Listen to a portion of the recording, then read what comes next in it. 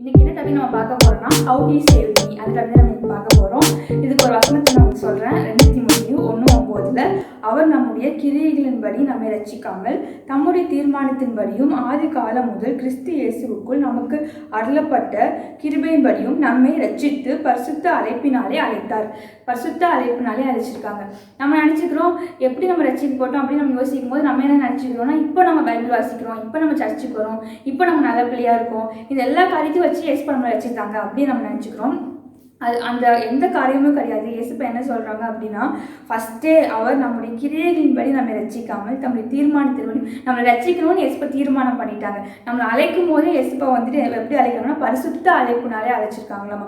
High லெவலாக தான் ஏசப்பா நம்மளை வந்துட்டு உருவாக்கும் போது உருவாக்கியிருக்காங்க. தீத்து 3:5-6 நாம் செய்த நீதியின் கிரியைகள் நிமித்தம் அவர் நம்மை ரட்சியாமல் தமது இரக்கத்தின்படியே மறுஜன்மம் முழுக்கினாலும் பரிசுத்த ஆவியினுடைய புதிதாக்குதலினாலும் நம்மை ரட்சித்தார். தமது கிருபையினாலே நம் நீதிமான்களாக்கப்பட்டு அப்படி இருக்கும்.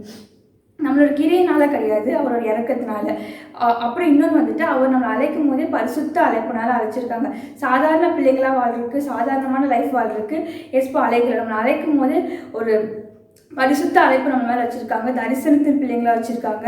நம்மளை உயர்க்குள்ள வழியாக ஏசப்பா கொடுத்துருக்காங்க. நம்மளை அதுக்காக சூஸ் பண்ணியிருக்காங்க. நம்மளோட பேரண்ட்ஸ்லேருந்து, சர்ச்சிலேருந்து, பாஸ்டர்லேருந்து எல்லாத்தையுமே ஹை லெவலாக கொடுத்து உங்களை டிசைன் பண்ணி வச்சுருக்காங்க. இது எல்லாமே ஏசப்பா ஃபஸ்ட்டே தீர்மானம் பண்ணிட்டாங்க. அந்த தீர்மானத்தின்படி ஏசப்பா நம்மளை வச்சுருக்காங்க.